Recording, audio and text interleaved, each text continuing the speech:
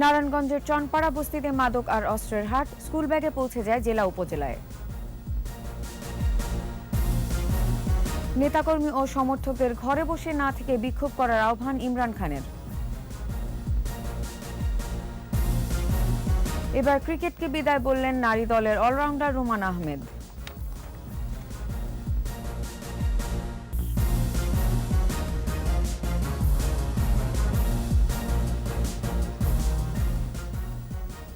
শুনছিলেন first security ইসলাম bank limited সংবাদ শিরোনাম। আমন্ত্রণ জানাচ্ছি দুপুর 12টার 21 সংবাদে, সাথে আছি আমি নার্গিস মুজিদ লিমা। দর্শক, 21 টেলিভিশনের সংবাদ একই সাথে সরাসরি দেখতে পাবেন আমাদের ফেসবুক পেজ www.facebook.com/2124 অনলাইনে।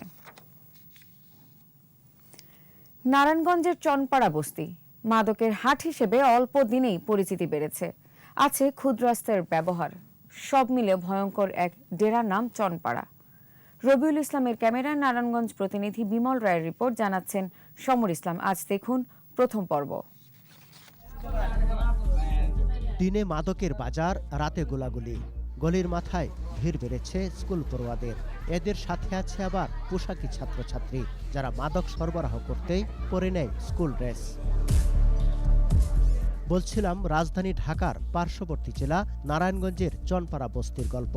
অল্প দিনে বিখ্যাত হয়ে ওঠা এ বস্তির মানুষের দিনযাপনও ভিন্ন এক রুটিনে বন্দী। খুপরিগড়ের বাসিন্দারা রাজা মানেন ইউনিয়ন পরিষদ মেম্বার শমশেরকে।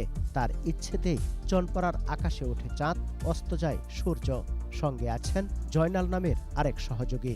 স্কুলের ছেলে দেখা গেছে টাকা পয়সার অভাবে কাজ করতে পারে না, দরিদ্র খুব। তা মনে করেন কিছু কিছু প্রভাবশালী লোকেরা টাকা পয়সা লোভ দেয়, বাড়ি করে টাকা পয়সা লোভ দেয়, খারাপ কাজে পাঠায়, কিংবা কিছু কিছু নেশা পানি বিক্রি করায়। স্কুলের সামনে মাদক বিক্রি করে, আমার মেয়ে স্কুলে যাইতে পারে না।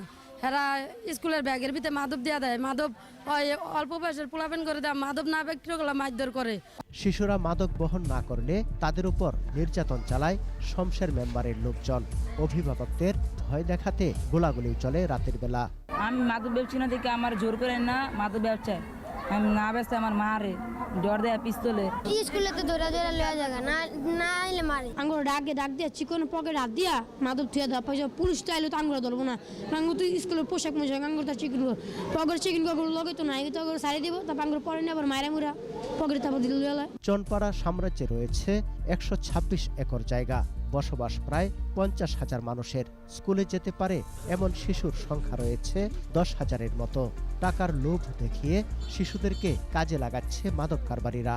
বাচ্চারা দিয়ে 200 টাকা দেয়, মাদকটা দিয়ে ওই জায়গায় এই ব্যবহার করে সুন্দর ভবিষ্যৎটা নষ্ট করে দেয়। যারা না হারে দিয়ে মাদক বেচায়, আর মাদকের মেন ডিলার ওই গডফাদার জয়নাল। ব্যাপারটি পুরোপুরি অবগত স্থানীয় পুলিশ সুপার। 150-এর উপরে লোকজন কিন্তু ক্রিমিনাল কিন্তু আমরা গ্রেপ্তার করেছি। মামলা হয়েছে প্রায় 16-17টা মামলা হয়েছে। মাঝে মধ্যে অভিযান চললেও অল্প দিনেই পুরনো রূপে ফিরে যায় চনপাড়া।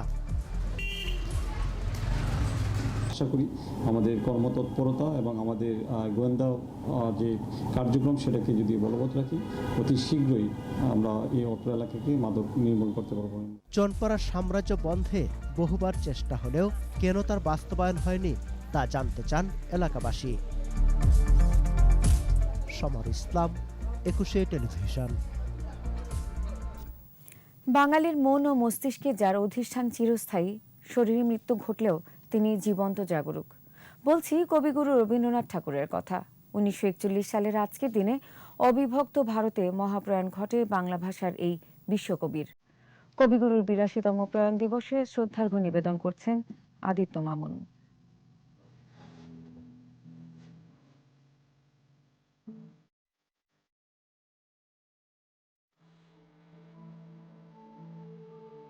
বাংলা ভাষা সাহিত্যে অনতিক্রম রবি, অনিবার্য নিয়তি বাঙালির জীবনে যাপনে, কৃষ্টি আর সংস্কৃতিতে। সাম্রাজ্যের চেয়েও বড় রবীন্দ্রনাথ ঠাকুর, যিনি নিজেই প্রার্থনাতেই যাকে স্মরণ করে বাঙালি। তাই তো রীতি নীতি ও প্রথায় পরিণত হয়েছেন রবি।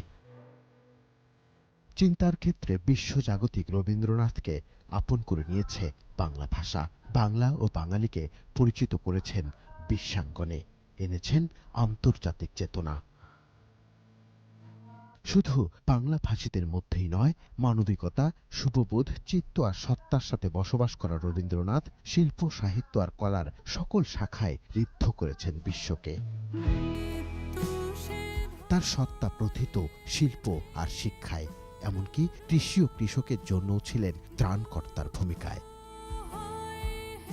Politicians struggle to exploit this great fact and wrangle about establishing trade relationships. বিমূর্ত প্রেমে তিনি নিজেই নিজের স্রষ্টা। যারা শুভবোধ ও প্রগতিকে ভয় পায় তারাই বাধা মনে করে রবীন্দ্রনাথকে। पंजाब सिंध गुजरात मराठा द्राविड़ उत्कल बंगा। যিনি বাঙালির রক্তে, মজ্জায়, অস্থিমজ্জায়, তাকে কি মুছে ফেলা যায়? রবীন্দ্রনাথ শ্বাস প্রশ্বাসের ন্যায় ধ্রুব, বঙ্গীয় যাপনে, জীবনে। এতকাল নদী কূলে যাহা লয়েছেন ভুলে, সকলে দিলাম তুলে থরে বিথরে, এখন আমারে লও করুণা করে। এই পৃথিবী একবার পায় তারে, পায় না কো আর। জীবনানন্দের শব্দমালায় বিনম্র শ্রদ্ধা কবিগুরু তোমায়।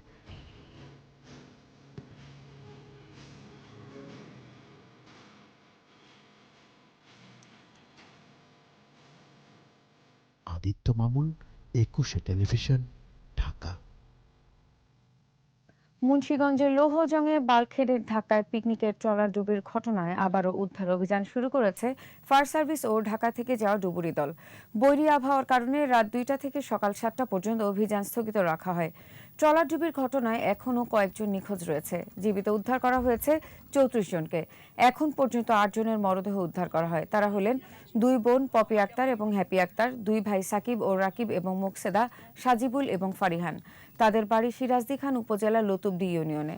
পুলিশ সুপার জানান, শনিবার রাত 8:30টার দিকে খিদিরপাড়া ইউনিয়নের রসকাটি পদ্মা শাখা নদীতে বাল্কহেডের ধাক্কায় ট্রলারটি ডুবে যায়। এতে অর্ধশতাধিক যাত্রী ছিল।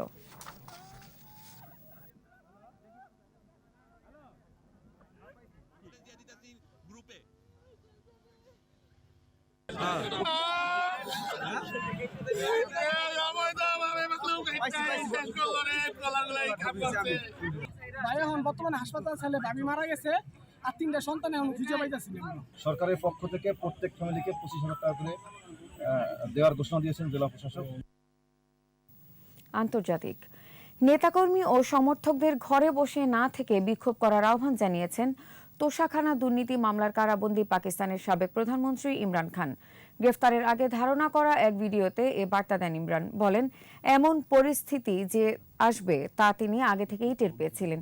এদিকে তার দল পিটিআই জানিয়েছে তারা এ রায়ের বিরুদ্ধে উচ্চ আদালতে আবেদন করবে। দলটির ভাইস চেয়ারম্যান শাহ মেহমুদ কুরেশি বলেন, তিনি রায় প্রত্যাখ্যান করছেন। ইমরান খান আটকের পর বড় বড় শহরগুলোতে বাড়ানো হয়েছে নিরাপত্তা। লাহোরের জামান পার্কের বাসভবন থেকে আটক ইমরান খানকে কোট লাখপত কারাগারে রাখা হয়েছে।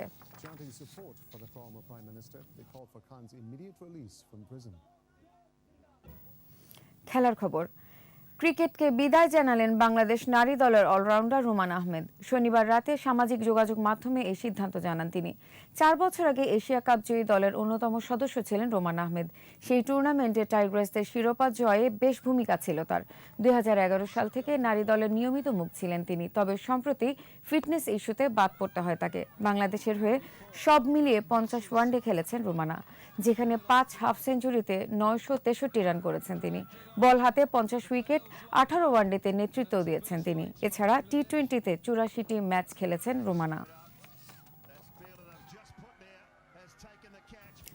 আজ মধ্যরাতে বাংলাদেশে আসছে ওয়ানডে বিশ্বকাপের ট্রফি। বরণ করে নিতে ইতোমধ্যে সকল প্রস্তুতি নিয়েছে বিসিবি। শাহজালাল বিমানবন্দরে আগত প্রতিনিধি দলের সম্ভাষণ জানাতে নির্ধারিত সময়ের আগেই যাবেন ক্রিকেট বোর্ডের প্রতিনিধি দল। 3 দিন প্রদর্শনের জন্য 3টি জায়গা নির্ধারণ করা হয়েছে। সোমবার পদ্মা সেতুতে ছবি তোলার জন্য নেওয়া হবে ট্রফি। পরদিন মিরপুর স্টেডিয়ামে ক্রিকেটার, বিসিবি পরিচালক, বিসিবি কর্মকর্তা কর্মচারী, ক্রিকেট সংগঠক ও ক্রীড়া সাংবাদিকদের জন্য থাকছে দেখার সুযোগ। শেষ দিন বসুন্ধরা শপিং কমপ্লেক্সে সর্বসাধারণের জন্য ট্রফি প্রদর্শন করা হবে।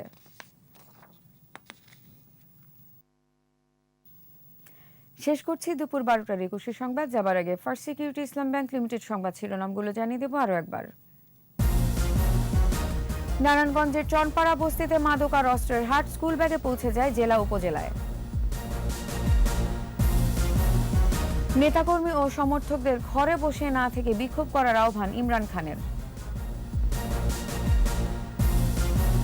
এবার ক্রিকেটকে বিদায় বললেন নারী দলের অলরাউন্ডার রুমান আহমেদ।